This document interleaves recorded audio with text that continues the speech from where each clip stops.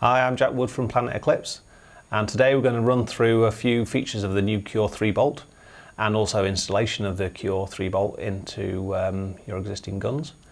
First of all, we've got some high-speed footage that's going to show the development from the standard 0506 bolt through the Cure 1, Cure 2 and up to the Cure 3 bolt, and how each of the incremental changes we've made in the design has gone to improve the performance of the bolts, how they work in the gun, how they handle the paint feeding down from the breech and into the gun.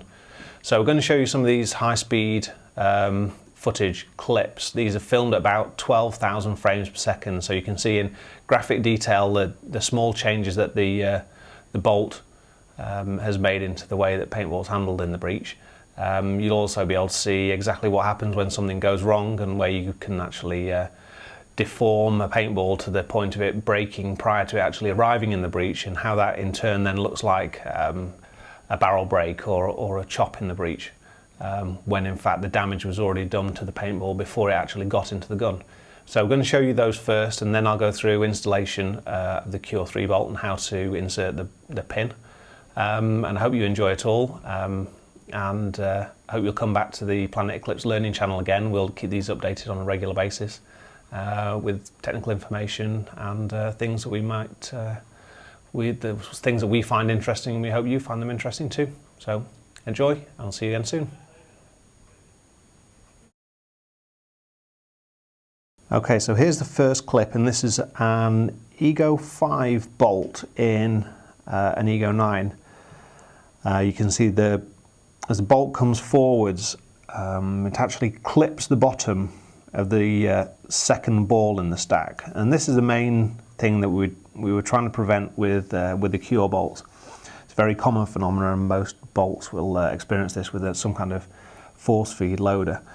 Bolt comes forwards, you see it clips the bottom of the second ball, and then as that ball lands in the base of the breech, you can see the back of it ballooning outwards, and actually a little bit of paint leaking out of the back. Bolt then obviously comes forwards and fires this paintball, and as you can see, it results in a huge explosion of paint. That would normally give you something that would look like a barrel burst. Paint's coated all down the inside of the barrel. There's a small amount of paint on the face of the bolt after this shot's been fired, but nothing significant in the breech area. So that's the first clip, and that's what's happening there. So on to clip 2. This one starts off the same, where the bolt comes forwards, and this one you can quite clearly see the front of the bolt clipping the bottom of the second ball. You can see the smear of like a slug trail down the top of the bolt as the bolt travels under the second ball, because that paintball is already cracked and broken. As the bolt retracts, you can quite clearly see that that crack has propagated all the way around the back of the ball and weakened the shell considerably, and as that ball falls in, it collapses further at the bottom of the breech.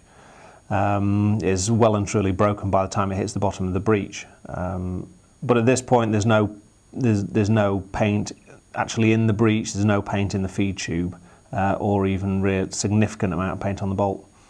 As this one goes through, you can see that the second ball actually compresses down into the top of the broken first ball, just partially, but just enough so that you can see that as this bolt comes forwards now to fire this next shot, that this is going to make a real mess. As the bolt comes forward, it chops the bottom off that second ball.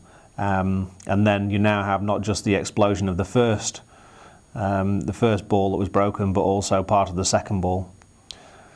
So there you can see a different kind of failure, but this resulting in something that looks like a chop, when in fact, the ball was already broken prior to it being fired.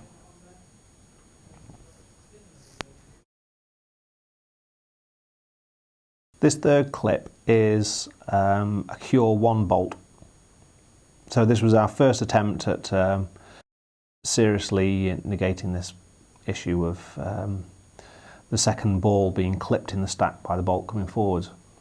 and it does work very, very well.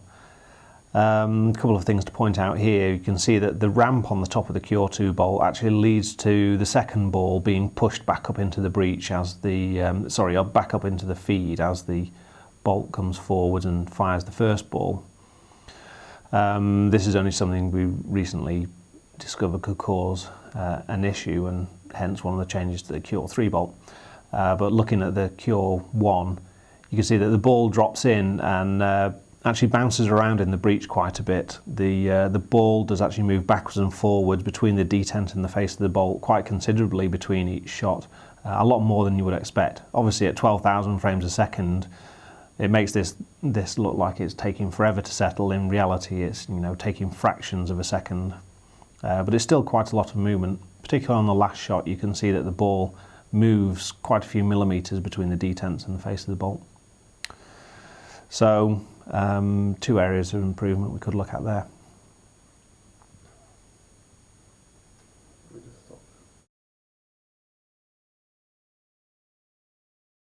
In clip 4 here, we're looking at the Cure 2 bolt.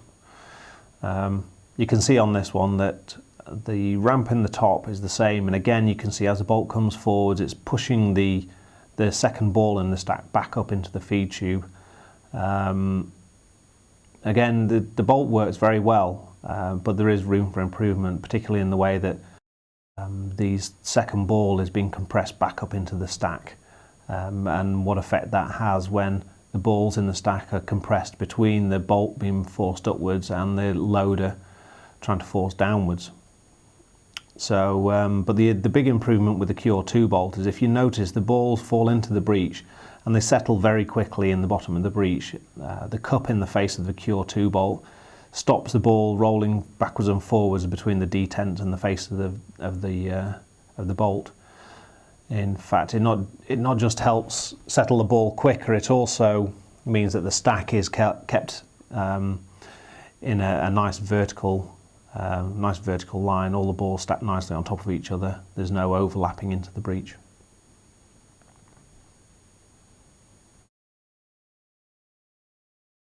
Finally, we're on to the Cure 3 bolt. So the cup has very slight modifications. Again, you can see that the ball settles really quickly in between the shots. The ball just drops down into the breech, straight into the bottom of the breech, and is settled immediately between the ball detents and the face of the bolt. The stack again is nice and straight, and when the bolt starts to move forwards, there's no slack between the ball starting to accelerate and the ball being pushed forwards. They both move forwards, both accelerated simultaneously. What you'll also see on the Cure 3 is that the new slot in the top of the body, the new ramp profile, means that the balls aren't actually pushed up at all into the back up into the feed tube or back up into the stack. So there's no added compression on the stack. So this should, well, it does really help with alleviating any crushing of the balls in the stack between the top of the bolt and the propeller system in the force feed loader. Paint also falls down quicker as the bolt retracts, as the balls are already sitting lower to start with. So again, you can see we're making small and incremental improvements to the bolt design, all in the cause of trying to be able to shoot the most fragile paint, and we're definitely getting there.